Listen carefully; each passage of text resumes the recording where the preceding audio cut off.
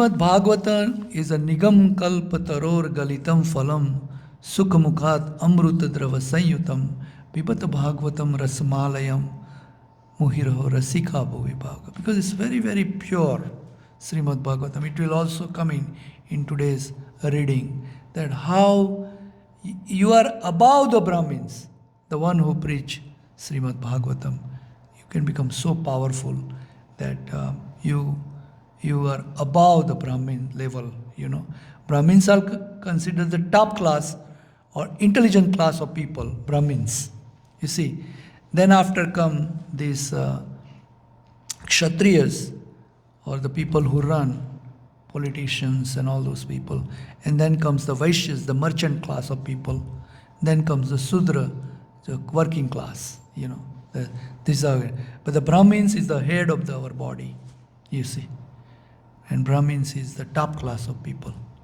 And as I mentioned before too, that because of the Brahmins, so much so top class that they are advisors for all those who runs this state, who runs this kingdom. They take advice from the Brahmins because they give them advice that this is how the kingdom should be run. That's why in previously when it was this kingdom, the kings were there, right? So mostly on the side or something, they have Brahmins seat right next to the king who advise them. So here we are currently reading from Canto 5 and then chapter 4, and it is about the characteristic of Lord Rushabdev. What is the characteristic of Lord Rushabdev? And then Rushabdev was a son of the king named Meru, and Nabhi Devi is his mother, And the king Agnidra is the one who actually has a very bright and very kingly son. His name was Nabhi. And King Nabhi, because he was engaged in the service of Krishna, devotional service, because of that, Krishna decided to come into his house.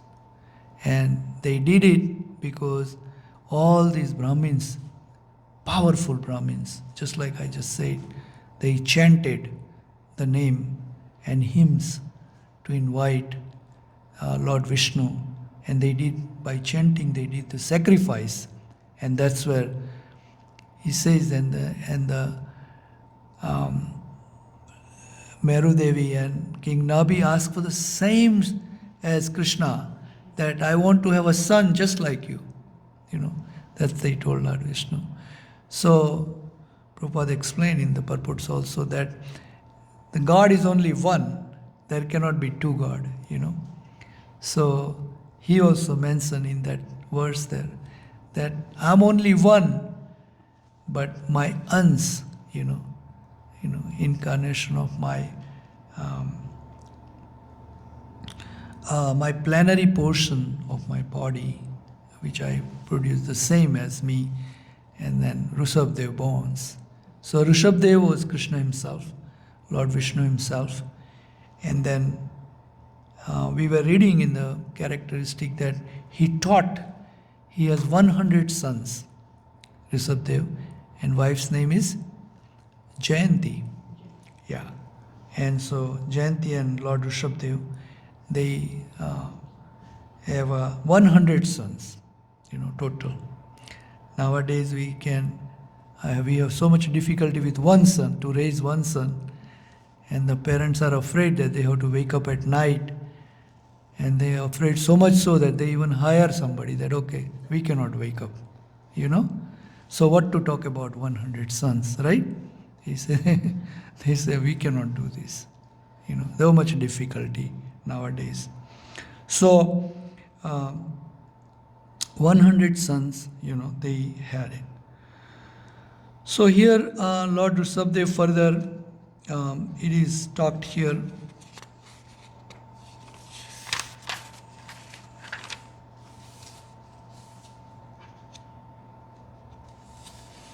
So it is explained here in this Srimad Bhagavatam that first 10 sons, here the name also given, of Rishabdev, they were Kshatriya, very, very powerful Kshatriya of him, It's in 4.11 and 12. In addition to the, actually it is in 10, I think. Earlier. So they were, We gotta go back to 9. huh? Last week we covered 8. Yeah. 8, right? In 8 he's talking about. Start from 9. Oh, 9, yeah. But I think that he has first 10 sons. In that, the 10 sons were Kshatriyas, and those Kshatriya sons, they rule the kingdom, So there's and then after there are 9 sons after that. That is where I want to talk. In addition to these sons were Kavi, Havi, Antariksa, Prabuddha, Pipalayana, Avirahotra, Drumila, Chamasa, and Karabhajana. They were all very exalted 9 sons of advanced devotees and authorized preachers of Srimad Bhagavatam. They were authorized, Karbhajan Nam. There are a lot of devotees as Karbhajan name because he was very, very powerful. These devotees were glorified due to their strong devotions to Vasudeva and Supreme Personality of Godhead. Therefore, they were very exalted to satisfy the mind perfectly. The Sukadeva Goswami speaking. I shall thereafter describe the characteristic of these 9 devotees when I discuss the conversation between Narad and Vasudeva. So in further, we will discuss them as separate because they are very Nav-yogendras. They are called Nav-yogendras. And they are also King Nimi. They preach to him. It's a very, very nice philosophy. That is coming up too, So in text 13, Prabhupada translates that in addition to these 99 sons mentioned above, there were 81 younger ones, all born of Rishabdev and Jayanti. 81 younger ones. According to the order of their father, they became well-cultured, well-behaved, very pure in their activities and expert in Vedic knowledge and the performance of Vedic rituals. Thus, they all became perfectly qualified Brahmins. So you can see that according to the quality, first 10 sons were Kshatriya. Then 9 were devotees of Krishna because they were from the very beginning, And then another 81 of them, they are all powerful Brahmins.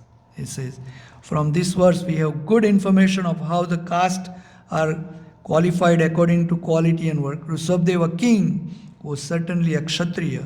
He had 100 sons, and out of these 10 were engaged as Kshatriya and ruled the planet. 9 sons became a good preacher of Srimad Bhagavatam, Mahabhagavatas. There are so many Mahabhagavatas. Mahabhagavat is the one who preached Srimad Bhagavatam, and they actually live Srimad Bhagavatam. Those are Mahabhagavats, And they 9 were also Mahabhagavat. We have a lot of acharyas, they are Mahabhagavat, because they live the Srimad Bhagavatam. The other 81 sons became highly qualified Brahmins. These are some practical example of how one can become fit for a certain type of activity by qualification, not by the birth. But by quality, some of them became Kshatriya and some became Brahmins. 9 became preacher of Srimad Bhagavatam, Bhagavad Dharma Darsanaha, which means that they were above the categories of Kshatriya and Brahmana. Srila Prabhupada writes. They are above the Brahmins too, because they are so powerful. So they, this is how they have, and who is the eldest of those sons? Bharat Maharaj is the eldest of them all, So Bharat Maharaj's character is the one we have to study later on. That's why I'm bringing this story so that we know what is going on. Where is all of a sudden Bharat Maharaj came, Rishabdev Maharaj came, right? So this is just a little bit of a story how Bharat Maharaj and Rishabdev Maharaj's dialogues go on. That is the main. So if you continue coming on Saturday, you will learn what really Rushabdev Maharaj wanted her sons to do in this material life. They were here, right? They were born in India and they were propagating all this,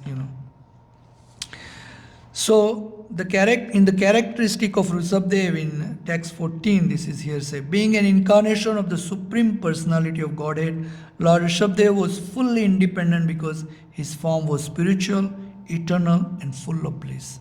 He was Krishna himself, Rushabdev Maharaj. So I don't know, some of you know there is a Jainism in India, right? And he's the first Tirthankar, they call it. You see, Rushabdev Maharaj is Jainism. So later on it has been little bit twisted, all the philosophy, and it became Atma So Paramatma, that you are the only, you can become God too, and all those things came up. But originally Rushabdev is the one who, but look at his philosophy when it comes in next chapter, that how wonderfully he has preached. Is nothing like that, you can become God. He says that you are a dog, in that philosophy. So being an incarnation of Supreme Personality of Godhead, Lord Rushabdev was fully independent because his form was spiritual, eternal and full of transcendental bliss. He eternally had nothing to do with the four principles of misery, birth, death, old age and disease. He had nothing to do with it because he is above all that. Just like Sukdev Goswami, he was above this, he was already on a Brahma Bhuta platform. Sukdev Goswami was too, Brahma Bhuta Prasannatma na sochati na kangsati sama sarvesu bhutesu mad bhakti labate param. You can get engaged into the real devotional service of Krishna after you reach the Brahma Bhuta platform, So Brahma Bhuta platform, three main factors you can see, right? Na sochati na kangsati. That means he doesn't hanker and he doesn't lament. Hankering, because mostly that's what we are doing, right? In this material world, we are saying, oh my, let me get this, and then you don't get it, oh my goodness, I should have got it. These two things going on all the time for all of us, We hanker after stuff, and when we don't get it, we lament, sok karte hain, no? So that's what is going on. And then the third thing in the devotional service is na sochati na kangsati sama sarvesu bhutesu. He is seeing everybody the same. You see, either it's a dog or an elephant or a dog killer or a Brahmin. Vidya vinay sampanne brahmane gavi hasini. That's what it says, Yeah. So, all four of them, you become that Panditaha Samadarsina. Right? That's the goal of devotional service. So once you have these three factors in your life, you have mastered it, then you can go on to that platform of Brahma Bhuta platform. And once you on that platform, then you can do a devotional service of Krishna. Para Bhakti. Mad Bhakti labate para. Para Bhakti can be achieved. So that's our goal. So here it says that Rushabdev Maharaj, he was above these miseries of the material nature, which is birth, disease, old age, and death. Now, nor was he materially attached. He was always equipoise. That's what Pandita Samadar. Equipoise, that doesn't make equal, to everything. And he saw everyone on the same level. Samadarsina. He was unhappy to see other unhappy, compassionate about. That's one of the nature of the devotee. Vancha kalpa tarubhyasya kripa sindhu devacha patita nam pavanebhyo vaishnava. So it's a Vaishnava quality that we are very, very or we should be compassionate about the others. Not that he doesn't have the money and he is on the road and not being hungry. That's not a compassion. That's material compassion. But real compassion is what Srila Prabhupada has for jivas like us. You know, that's a real compassion, daya, you know. So, nor was he materialistic, he was always equipoised and he saw everyone in the same way. He was unhappy to see other unhappy. And in our characteristic in Srimad Bhagavatam, for all those devotees and the Vaishnavis, a karunik, that's word is used for all of us. You know, we have to be karunik, means very compassionate, karuna, you know. So, he nonetheless acted as if he were an ordinary conditioned soul. But he was always like that, you know, that nobody can see. Later on, I think that day Balram Prabhu was telling, I haven't read completely yet on the further, but he says the people were throwing rocks on him, you know, and then it didn't bother him. He was Krishna himself and Supreme Personality of Godhead. People thought he's just some, you know, beggar. So you go around, you know. So people in the villages, they throw rock on him and they throw mud on him and they throw water on him. Like that was going on, you know. That's why he said, nonetheless, he acted as if he were ordinary condition. Therefore, he strictly followed the principles of Varnashram Dharma and acted accordingly. In due course of time, the principle of Varnashram Dharma had become neglected. So, his whole philosophy is Varnashram Dharma. Varna and Ashram, right? That we have, so we have a spiritual order, that is Brahmacharya, you know, and then Vanaprastha. Social order like that, Brahmacharya, Gruhastha, Vanaprastha and Sannyas, you know. And so, and then Brahmin, Kshatriya, and then Vaishya and Shudra, that's the spiritual order, right? So these two, Varna and Ashram. So we have to leave our, you know, like we are called, like we are a Gruhastha, right? And then you have to lift yourself to the Brahmin level. So Prabhupada explained, it's also in Srimad Bhagavatam, that Kalo Sudra Sambhava. Everybody who is born in the age of Kali Yuga, they are Kshudra. And we can see for ourselves, right? We keep on working for other people, right? Even all the Brahmin family who are born on the Brahmins, they are also working. You see, they are working for somebody. So everybody is a Sudra, you know, in this working class. So we are all Sudra. But by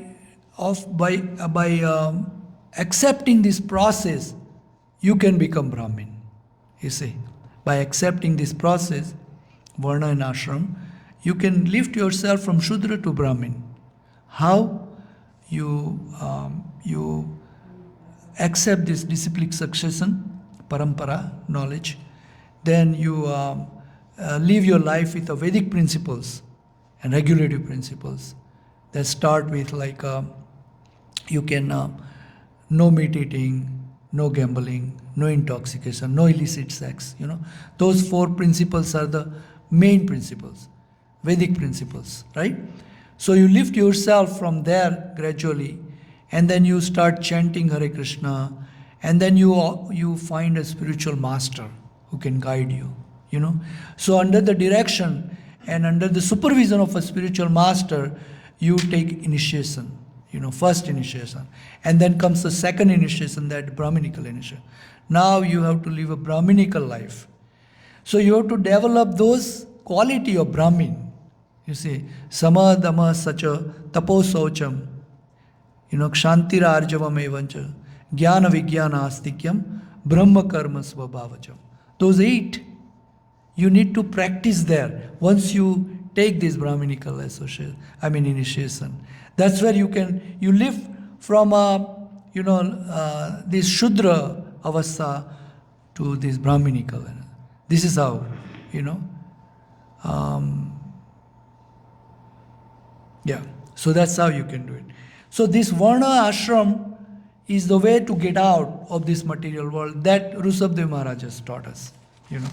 So here he taught the ignorant public how to perform duties within the Varnashram Dharma. See, In this way, he regulated the general populace in householder life, enabling them to develop religion and economic well-being and to attain reputations. Like I was also telling in last class, that our goal of life is taught to us. A lot of the Brahmins and stuff, they say, it says dharma, karma, artha, kam, and moksha, right? Those are the four divisions that you do religiosity, you do this economic development, artha, dharma, artha, kam, and moksha. That's it, So this is how you. But this one is Varna Vyavastha is such a nicely designed for us that by performing our regular activities in this Varna and Ashram, we can get out of this material world without going to the forest and meditating, or without even going to the Kumbh Mela. You can do that. You see? It's guaranteed. You just perform this Varna Vyavastha, very Varna and Ashram, duties you perform wherever you are. Sthane sita sutigatam tanuman manovir. You just stay in whatever the situation you are. And here in this bhajan it says that you engage all your activity to Krishna. All your activity you join to Krishna's activity. Bring Krishna in the center, and you can easily get out of it. Because gradually, you don't have to go to the forest, you don't have to become a sannyasi sanatan. You gradually start quitting things which is not needed to you. Because those activities which we are doing, which are sinful activity, because we are not bringing Lord Krishna into the center, and that becomes pap activity or sinful activity. So what happens is, by bringing this activity in you, or bringing him in system, other interests start going away, Others are. It says, tato bhajan kriya anartha nivrutti. They start going away from your life. You automatically not interested into it, So whenever I say, Vikrami Prabhu, let's go see the movie, then he said, no, I am not coming. You can go on your own. Like that, because he has lost the taste for going to the cinema house and watch a movie. Very simple. So how is that happens? Because this is called a higher taste. That's a lower taste. Go to the movie house and watch a cinema is a lower taste. When you have a higher taste like this, then you quit the lower taste. When you eat the food made into the temple offered to Krishna, and it is as good, because a lot of people are telling us now when we distribute food, they say, how can you make such a tasty food without onion and garlic? They say. And most of them say, no, I cannot believe that there has no onion and garlic. But we make it without onion and garlic. So many comments. And I get every time we distribute food. Yesterday also they were telling me, that this food, we cannot believe that it's not made without onion and garlic, So it's called higher taste, You go to higher taste and lower taste go away.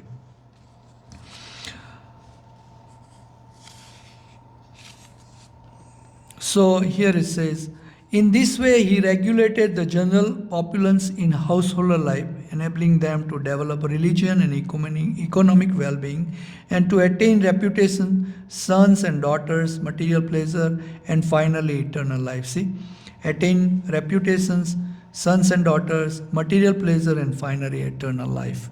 That's how we go. By his instructions, he showed how people could remain householders and at the same time became perfect by following the principles of Varnashram Dharma. Varnashram Dharma. Varna and Ashram religion. The Varnashram Dharma is meant for imperfect conditioned souls. That's us. Imperfect conditioned souls. We are the one. This Varnashram Dharma is for us.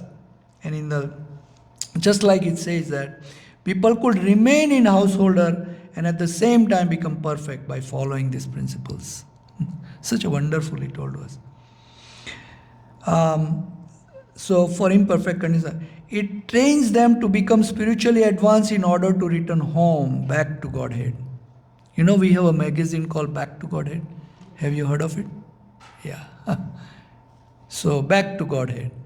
Back to Godhead means this is our original place where we are come from. And we simply has forgotten that where I have come from. And so we never try, right? If you remember that I came from that place, then I would try to go back, right? If you remember that there is India and there is a Gujarat state and there is a Navsari town and there is a Hasapur village, if I remember that, then I will go back there. I remember. In a childhood I was there, right? I was tending the buffaloes there. That's what I would remember. Then I would try to go back. But we've forgotten, you know. That's what exactly right here. Back to Godhead is like that, you know. I have forgotten. We have forgotten. A civilization that does not know the highest aim of life is no better than animal society. That's what Rushabdev Maharaj will be teaching us later on. That the civilization that does not know the highest aim of life is no better than animal society.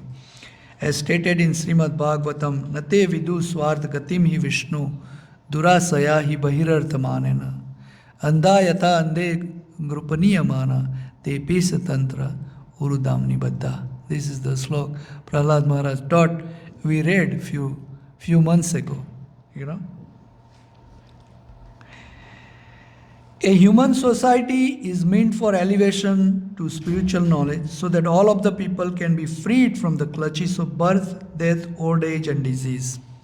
You know, we never think about it. We never, just like we are not thinking where I have come from, right? My own home, I have forgotten. Similarly, we don't even think about it that I have to die someday, I have to take a birth. Why do I get old? Why do I get disease? We never think. We have accepted that it's a human thing, and it happens to everybody, so it happens to me. And then we just continue with our normal life, and that is a sad thing that we don't think about it. A human society is meant for elevation to the spiritual knowledge so that all of the people can be freed from the clutches of birth, death, old age, and disease.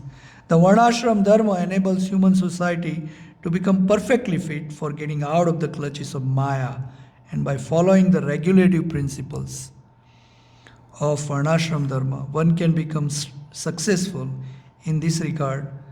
In also Bhagavad Gita 3.21 to 24, it is also explained how we can get out by following this Varnashram Dharma. So in this also further in the translation, I want to just read it off because then we don't have that many sloka left to go to chapter 5. Next, we have only 3 left after that, which we can complete next Saturday. So in text number 15, it says that whenever there is action is performed by a great man, common men follow, right? We were just reading this and understanding that whenever there is Krishna also says in chapter 4, right? Ye yatha mam prapadyanti stam tatheva bhajamyaham. Yad yad acharti shrestha lokanu sadanu vartate. Right? Those people who act in a proper way, and other people follow them. Right? We are always following some leader.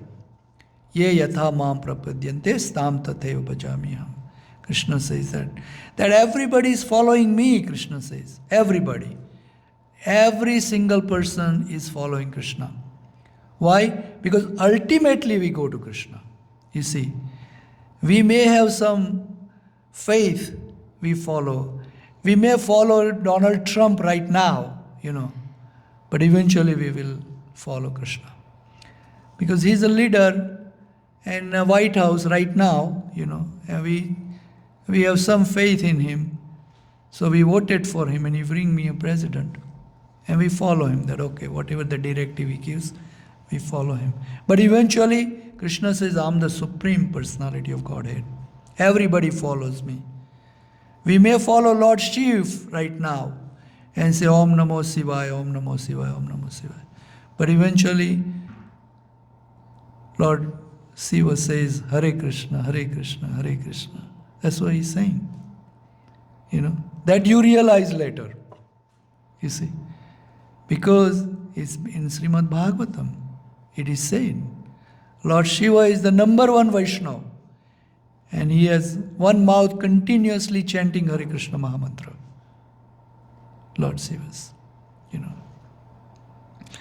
So here also it says that whatever the action is performed by a great man, common man follows.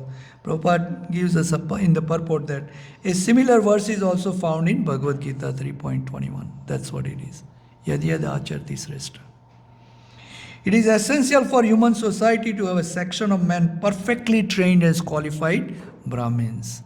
Because we follow Brahmins, we should be following Brahmins, because they are perfect.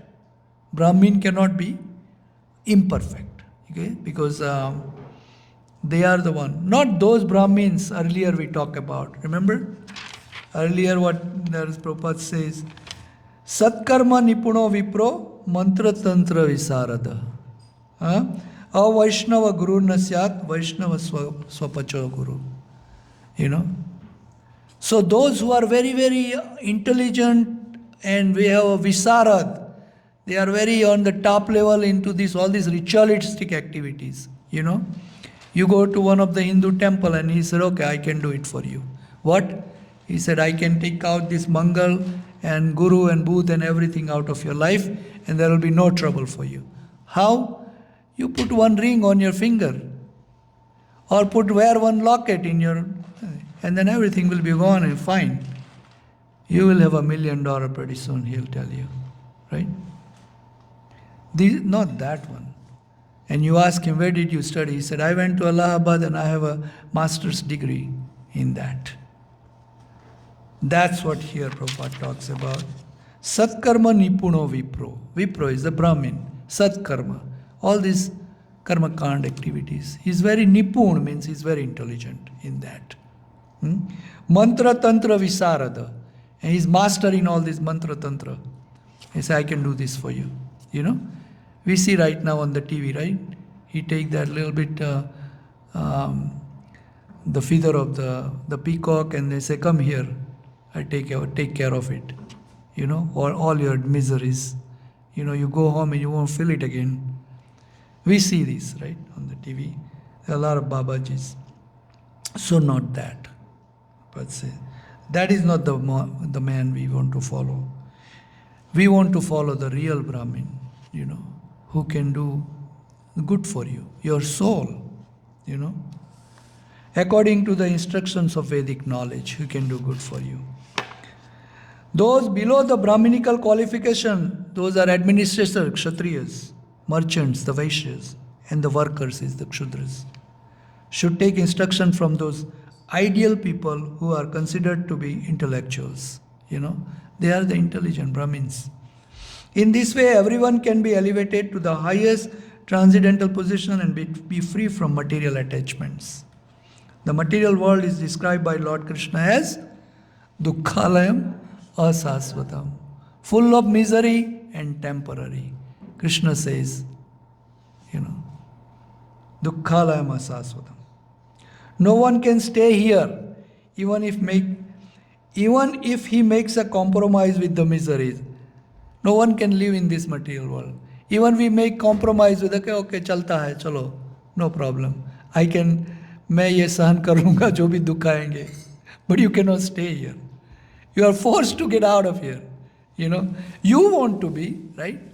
Because you are eternal. So you want to live forever. That's your feeling, that I want to live forever. Because you are eternal, you see. But this body don't let you. He said, let's get you out of here. So, he says, no one can stay here even if makes a compromise with the misery. One has to give up this body. and accept another one. The another one we don't know. That's why we are not worried. We are very peacefully sitting here. But we are preparing another body right now. That's what Rusabdev Maharaj will explain in this law. That we are preparing another body right now. We made a mistake and we should not have taken this body, he says. The only reason we are going through this is we accepted this body. We did not want it to, we should not have it. And we are preparing another body. That's what he's going to explain to Bharat Maharaj, his sons, pretty soon. The material world is described, hold on. One has to give up this body and accept another which may not be a human body. Which may not be a human. There are 8.4 million different models. Which one you want, Range Rover or Cadillac? 8.4 million different models available. You can try any of them. That's what Prabhupada says. As soon as one gets a material body, he becomes Deha Bhuta or Dehi. As soon as you get material body, when we get human body, we become Dehi. Dehi means the honor of this body. That much it is. Dehino asmi yatha dehe kaumaram yovanam jara tatha dehantar paptihi tiras tatra namuyati. That's what it says. Krishna says to Arjun that why you're crying, you should learn this knowledge, this science, he says. Dehino asmi. In this body, you are a Dehi. You are a spiritual soul. This is your body. But just like, the child become a little bit older, and teenager, and then he become, a little bit more older, and the older end. And when this body becomes inhabitable, you leave this body. That is the science. We see this all the time. But we are not seeing the Dehi inside the body. That's why we are saying, So, Sri Sri Radha Govinda Ji ki. So I'm done here. The leaders of the society must be so ideal that by following them, one can be relieved from the clutches of the material existence. So we are following this leader in Washington, D.C. Do you think he's going to be doing that for us? That he's going to clutch some material existence? No. Because he himself is attached. Because he himself is ignorant. Not only here, every government, right? They don't have a knowledge. And so they can, that's why Prahlad Maharaj tells us that yanda yatha yande rupaniyamana. One blind man takes the another blind man into a blind well. That's why we are following the blind leaders, And they need to be educated, you see. They need to be educated. Don't only they can do good for the people in general. That's why Krishna says that many, many years ago, I gave this knowledge to Sun God. And then Sun God gave it to King Iswaku, and Ikshwaku gave it to Manu. In the course of time, this knowledge has been lost. And that's the reason he said, Arjuna, I'm telling you this knowledge again today. Same knowledge which I told. So this knowledge is there, but in the course of time it gets lost. And that's why we don't get lost and we don't get the knowledge properly. That's why our ISKCON institution is called Knowledge in Parampara. Means disciplic succession, means untouched, intact. That's what this knowledge is. That's why the Bhagavad Gita, when you read it, by Srila Prabhupada is called Bhagavad Gita as it is. You see? Because it's in a completely intact, came all the way from Krishna to Lord Brahma, to Lord Narad, to Lord Vyasdev, like that. In disciplic succession, in the chain, that you have a full part of knowledge, you intactly give it to the next person. No changes. You don't take out anything out of this or fill up your own. You see, completely pure. That's what this is all about. This Bhagavatam is the same way. So if you ever get a chance, take a pick of book. We have so many books here that will teach you this knowledge. Thank you very much. Hare Krishna.